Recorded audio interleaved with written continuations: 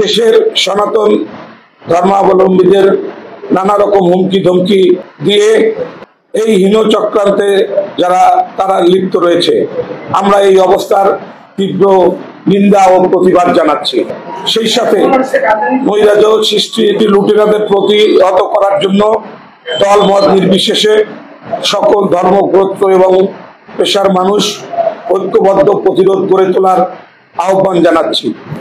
যেখানেই দুর্বৃত্তদের দেখা পাওয়া যাবে সেখানেই তাদের আটক করে আইন শৃঙ্খলা বাহিনীর হাতে তুলে দিবেন।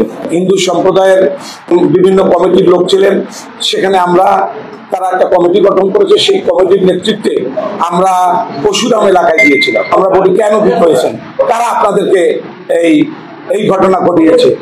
তখন বলল যে এই তিনটা ছেলে, তাদের পেশা কি, একটা ডাবের দোকানদার, একটা মুদির দোকানদার, একটা হচ্ছে আলু পটল বিক্রি করে। এরা কি কোনো রাজনৈতিক দলের সদস্য না দুর্বৃত্ত?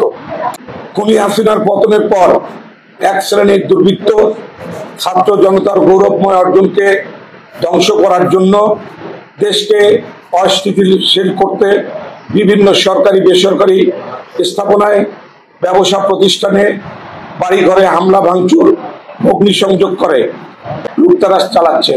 এই জন্য কিন্তু আমরা বলছি, এই সুনির্দিষ্টকরণটা আপনারা করবেন, এই সুনির্দিষ্টকরণটা প্রশাসন করবে।